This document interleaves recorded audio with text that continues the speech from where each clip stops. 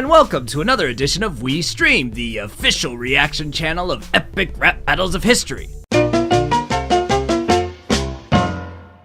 Today, we're going to be checking out Michael Jackson versus Elvis Presley. Before we do, I am a musician, I make my own content, and you should check it out. But I'm abandoned still. I don't know you, and you don't know me, because you're leaving before the showing.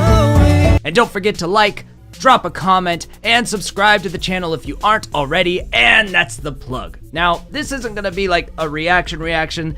I've seen this one. It used to be one of my favorite ERBs. It's been a long time since I've seen it, so I'm sure there'll be things that I either don't remember or didn't pick up back when I watched this years ago. I remember especially enjoying Nice Peter's portrayal of the modern white Michael Jackson. And just, I forget the kid who they got to play young Michael. Like, the whole thing was just produced really well and was very enjoyable, but I don't really remember the lyrics so much as the showmanship behind it. So I'll be interested to see this again and see if the lyrics hold up as much as I remember the performances holding up. So, with all that said, let's get into it. Michael Jackson versus Elvis Presley, let's go.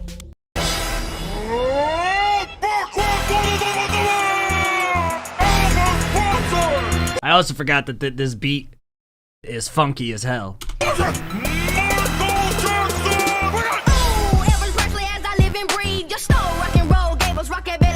Alright, so you know, we all know that Elvis was very heavily inspired by black culture uprising of rock and roll. And I like how he calls it rockabilly cheese, hillbilly rockabilly cheesiness. You dance like an epileptic, nothing but left feet. Dance like an epileptic, nothing but left feet. Oh damn, I don't remember that one. All right, because you know his little Elvis' little foot jives and stuff. That's rude, Michael. Beat it, you know, beat it. Yeah.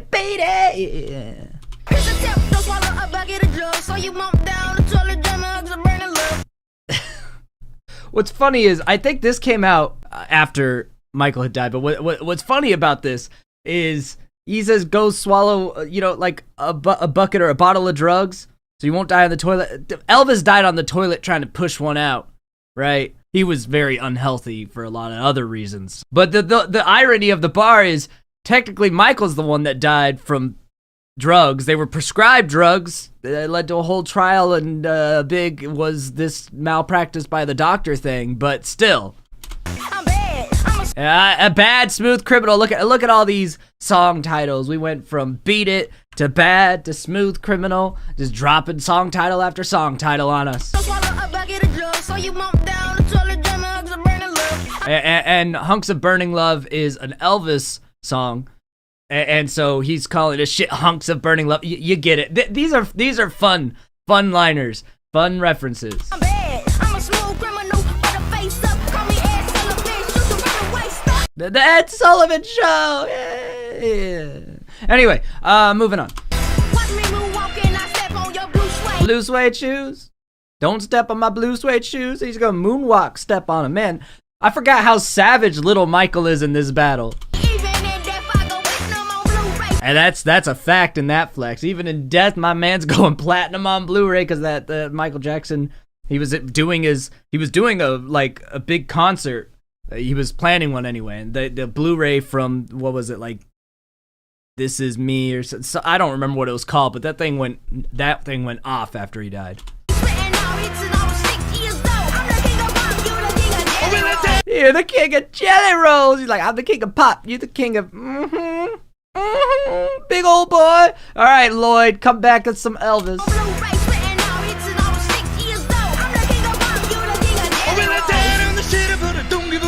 I like that he does like the Elvis cadence and rhythmic flow. But yeah, he might have died on the shitter, but he don't give a crap. I think you should give a crap about that. Elvis is weird. You ain't gonna have the badass battle rap that I have. I got one for your monkey, a two for your clothes. I love all the song references in this. One for the money, a two for the show. Oh boy. You ain't gonna have the badass battle rap that I have. I got one for your monkey, a two for your clothes, three for your family. I forgot about that one. He did a pretty good little Elvis pose there, Lloyd. Let's go. All right, so, Jackson had a monkey, and people thought it was a little creepy, some of the stuff with the monkey. So, 1 for the monkey, 2 for the weird-ass clothes. What was 3 for the family? They're from Gary, Indiana. What do you expect? If we want to breathe sulfuric acid and get our heads torn off by giant lizards, we can always go to Gary, Indiana. Even I would never send you to Gary, Indiana. I mean, come on. Gary, Indiana is the worst. 4 for your nose, because Jackson's nose just disappeared as he started to turn white. Something was happening there. There's a lot of theories, and it seems the most likely thing is Jackson had a very messed up life and was having random surgical alterations because his brain was deteriorating and his surgery choices were matching that deterioration. I got 1 for your monkey, a 2 for your clothes, 3 for your family, and a 4 for your nose. You better surrender talking about them ABCs, because all you want to do is teach kids the birds and the bees. And there's them allegations. ABC, easy as 1, 2, from the Jackson Family 5. Chillax on the children's songs because rumor has it you be piddling with the doodles of the children's. I don't know what happened there, I'll be honest. A lot of it seemed like a witch hunt, but a lot of it also seemed like he was a creepy dude. I think a lot of it was people trying to hound for money because that was pretty well verified by allegations that were proven false. But I also think that he was a creepy dude with kids. I just don't know to what extent. There was a lot of messed up stuff with poor Michael, so who knows? Guy's dead now. Move on. This is the big town Jack on a dress rehearsal, light you up like your hair in a Pepsi commercial. Yeah, because this one time there was a mishap in filming a Pepsi commercial, and Michael Jackson's hair did catch on fire, and it was after that a lot of his deterioration started. There's so many conspiracy theories like that he actually died and was replaced by an alien at that time. I think South Park parodied that theory before, but all sorts of stuff about the change of Michael Jackson after his hair caught on fire, which it is weird how much of Michael Jackson changed after that. So I wonder how much depth there is to how much that screwed the man up even more. I can tell you're angry, but I can't comprehend it. I stole from black culture. Why are you offended? It's a subtle but a deep burn. It's like, I stole from black culture. Why are you offended? You turned yourself white. Ugh. Your daddy beat gold records out of you like alchemy. Don't make me spank you and dangle your ass off a roof balcony. Alright, so he's like, your daddy, abusive daddy, spanked gold records out of you like it was, alchemy, like he's doing some freaking magic work to get gold out of his golden goose. And then the spank you and hang you over a balcony is because Michael Jackson with one of his kids, like, dangling him over the balcony. That was, like, the biggest front tabloid news. Before, like, you had viral internet news, it was just like every magazine and newsreel, that's all you saw was that. And I think near that time, Britney was having her breakdown too. It was a wild ride of celebrity breakdowns in the early 2000s, and it was covered everywhere. Oh, it's about time. Yeah, see, this Nice Peter kills this Michael Jackson performance. Like alchemy, don't make me spank you and dangle your ass off a roof balcony. Oh, it's about time for a thriller. Hey. Lose any chocolate, I just added vanilla. I love the delivery. Okay, Thriller's another obvious song reference to as Michael got older, and then he's like, I didn't lose any chocolate, just added vanilla. Like, the swagger and the capturing of Michael Jackson's vibe Nice Peter did has always impressed me.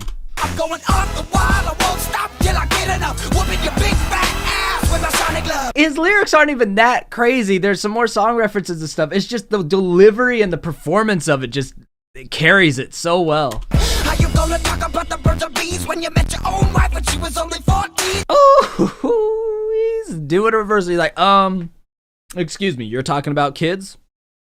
Your wife was 14 when you met her. Now, I will say there is a large difference between being attracted to someone who's gone through puberty and someone who hasn't. 18's this magical, mythical number, but for the rest of, the thousands of years of human history, it was just you went through puberty, you're an adult.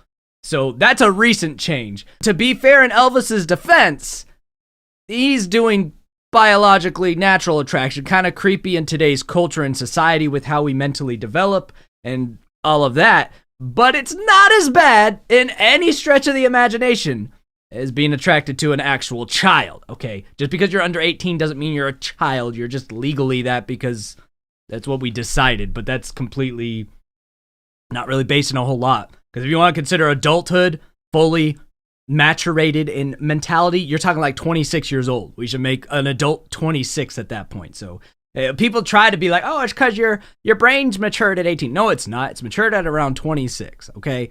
So if you want to say that you're a child until your brain's matured, you're a child until you're 26. So anyway, I digress from all that. All this to say that's a pretty good reversal, but still it's not the same, Michael. Then you made $1, she came to me. I took her to my Neverland ranch. Yeah, because Elvis's daughter, got with Michael Jackson. Were they ever actually sexually intimate? I don't know. I think their kids were test tube babies. So I don't know if they ever boinked, but it'd be a good brag if they did. You should have stayed in the army, dude. Even Tito Shamo. Yeah, should have stayed in the army because you got fat, boy. looks better than you. I'm singing, you're singing, don't be cool. There's only one crown, baby. Let the one king rule. All right, here comes Fat Elvis to try to clean up. King of pop versus king of rock and roll.